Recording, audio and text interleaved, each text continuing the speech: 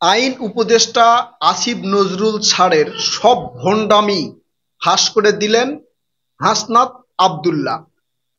কিভাবে ফাঁস করে দিলেন সেটা আপনাদেরকে বলছি, এবং এর প্রতি উত্তরে আইন উপদেষ্টা আসিফ নজরুল স্যার কি বললেন সেটাও আপনাদেরকে জানাবো প্রিয় দর্শক। তার আগে বলি, বাংলাদেশের ক্ষমতার চেয়ার মানে এমন একটা চেয়ার, যেই চেয়ারে যেই বসে সেই মোটামুটি লজ্জাহীন হয়ে পড়ে।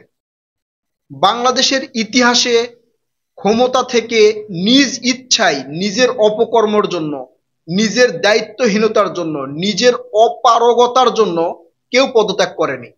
বিদেশে, অন্যান্য দেশে, মানে বেশিরভাগ দেশে বা বড় বড় কান্ট্রিতে দেখা যায়, যদি কোনো দুর্নীতি অনিয়ম ফাঁস হলে তারা স্বইচ্ছায় নিজের এমপিত্ব হোক বা মন্ত্রিত্ব হোক বা যে কোনো পদে থাক, সরকারি পদে, তখন তারা নিজ ইচ্ছায় পদত্যাগ করে। কিন্তু বাংলাদেশে এই পর্যন্ত এই ইতিহাসটা কেউ সৃষ্টি করতে পারে নাই যে আমি পারছি না, আমি পদত্যাগ করলাম। যে কোনো ক্ষমতাশালী ব্যক্তি এর উদাহরণ সৃষ্টি করতে পারে নাই। তবে সর্বশেষ শুধু এই এনসিপির আহ্বায়ক নাহিদ ইসলাম পদ ত্যাগ করে একটা দলের প্রধান হয়েছে, মানে দল গঠন করেছে। এইটাই একটা অনন্য উদাহরণ। মানে বাংলাদেশের হয় কোন আশায় বা কোন কারণে সে এসেছে সেটা মোটামুটি আমরা জানি, যে তিনি এখানে একটা দল গঠন করেছে নির্বাচন করে ক্ষমতায় যাওয়ার আশার কারণে, অর্থাৎ তার ভিতরে যে আশা, ক্ষমতায় যাওয়ার আশা, এই আশা পূরণে সেই সেখান থেকে পদত্যাগ করে এই মানে এনসিপির আহ্বায়ক হয়েছে বা এনসিপির প্রধান হয়েছে। এই ছাড়া আর কোনো ক্ষেত্রে আপনি দেখবেন না, জোর করে যদি পদত্যাগ করানো হয় তারপরে জুতা পিটা খাওয়ার পরেও সে তার ক্ষমতায় থাকার চেষ্টা করে। জোর করে পদত্যাগ যদি কাউকে করানো হয়েছে বা সরকার করেছে, তারপরে আপ্রাণ চেষ্টা করে, মরিয়া হয়ে থাকে তার ক্ষমতা আঁকড়ে ধরার জন্য। যাই হোক, উপদেষ্টা, আইন উপদেষ্টা এই আসিফ নজরুল স্যারকে হাসনাত আব্দুল্লাহ কি বলেছে? আইন উপদেষ্টা আসিফ নজরুল স্যার এই ভিপি নুরুল হক নূরের উপরে হামলার নিন্দা জানিয়ে ফেসবুকে একটা পোস্ট করেছেন, তার নিজের ভেরিফাইড ফেসবুক পেজে পোস্ট করেছেন। তিনি সেখানে লিখেছেন যে গণ অধিকার পরিষদের সভাপতি ভিপি নুরুল হক নূরের উপরে যে হামলা হয়েছে এটার তীব্র নিন্দা এবং প্রতিবাদ জানাই। এই পোস্টে কমেন্ট করেছে হাসনাত আব্দুল্লাহ। সেখানে তিনি লিখেছে যে ভণ্ডামি বাদ দেন স্যার। মানে আসিফ নজরুল যে ভণ্ডামি করে আসছে বা করতেছে, এটা তার কথা স্পষ্ট যে ভণ্ডামি বাদ দেন স্যার। আপনাদেরকে কোথা থেকে পরিচালনা করা হচ্ছে, আপনারা কিভাবে কাজ করছেন, আপনাদের বাধা কে দিচ্ছে, সেটা সব আমরা জানি। যদি না পারেন তাহলে ওই চেয়ারটা ছেড়ে দেন, দিয়ে জনসাধারণের কাতারে আসেন। মানে তার যে বক্তব্য, তীব্র ক্ষোভ, যদি আপনি সেই কমেন্টটা দেখেন তাহলে বুঝবেন যে আসিফ নজরুল যে ভণ্ডামি করতেছে সেটা তিনি সেখানে প্রকাশ করে দিয়েছেন যে ভণ্ডামি বাদ দেন। এখন হাসনাত আব্দুল্লাহ মোটামুটি কিন্তু জনপ্রিয়তা পেয়েছেন, জনপ্রিয় হয়ে উঠেছেন। এনসিপির অন্যান্য নেতাদের তুলনায় এখন পর্যন্ত হাসনাত আব্দুল্লাহর মোটামুটি জনসমর্থন রয়েছে, এবং বেশিরভাগ রাজনৈতিক দলের নেতারাও তাকে ভালোবাসেন।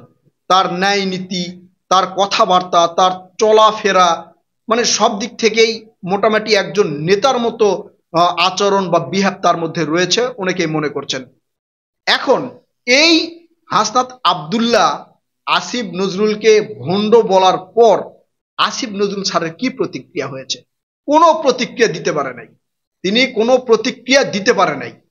যেই ছাত্ররা এই গণ অভ্যুত্থান ঘটিয়ে আওয়ামী লীগকে বাংলাদেশ থেকে বিতাড়িত করার পর মোটামুটি এই সরকারের দ্বিতীয় ক্ষমতাবান ব্যক্তি হিসাবে কিন্তু আসিফ নজরুলকে অনেকেই মনে করেন, বা আমরাও মনে করি যে ডক্টর মোহাম্মদ ইউনূসের পরেই আসিফ নজরুলের জায়গা। ঠিক আন্দোলনের পরে যখন 3 দিন থেকে গেল, অর্থাৎ 5 আগস্ট থেকে 8 আগস্ট পর্যন্ত ডক্টর মোহাম্মদ ইউনূস বিদেশ থেকে না আসা পর্যন্ত, এই 3 দিন আমরা আসিফ নজরুল স্যারকে দেখেছি বিভিন্ন জায়গায় ঘোরাফেরা করতে, বিভিন্নভাবে কথা বলতে, আমাদেরকে সান্ত্বনা দিতে, ছাত্র জনতার উদ্দেশ্যে ভাষণ দিতে, তাকেই প্রথমে দেখেছি।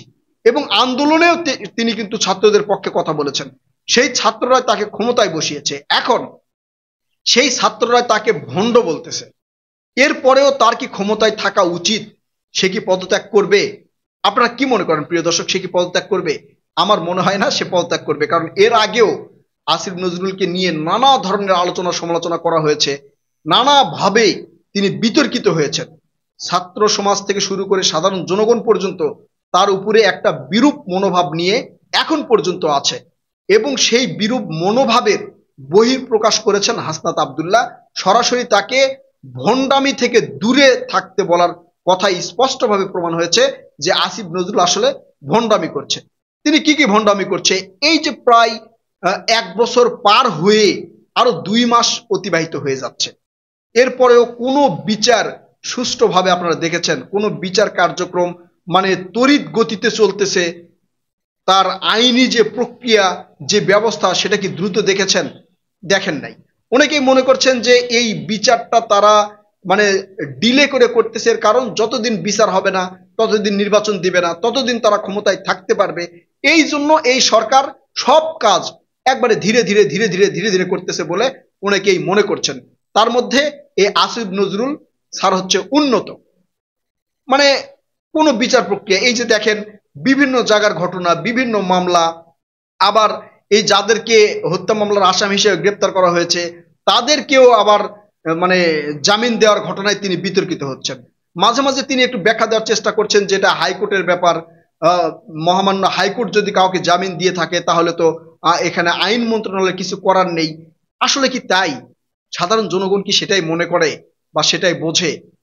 আমার মনে হয় না। তবে এই এতটুকু মানুষ এই পর্যন্ত আশ্বস্ত হয়েছে যে অন্যান্য রাজনৈতিক দল যেমন বলছে যে সংস্কার, বিচার এবং লেভেল প্লেইং ফিল্ড না হওয়া পর্যন্ত নির্বাচন বাংলাদেশে হবে না বা করতে দেওয়া হবে না।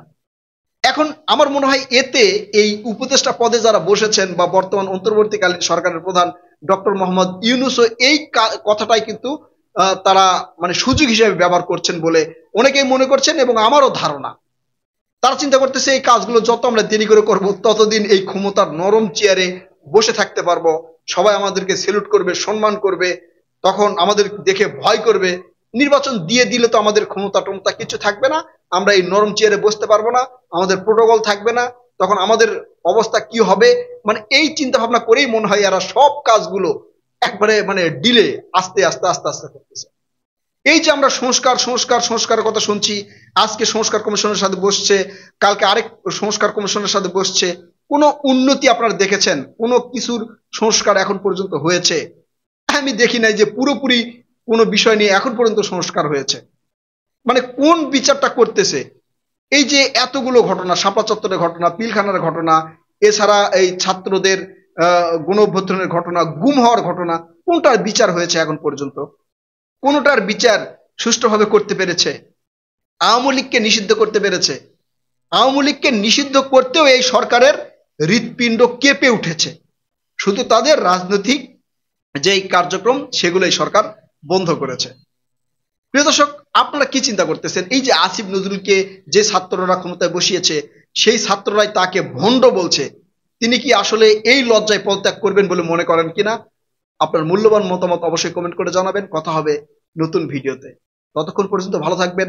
আল্লাহ হাফেজ।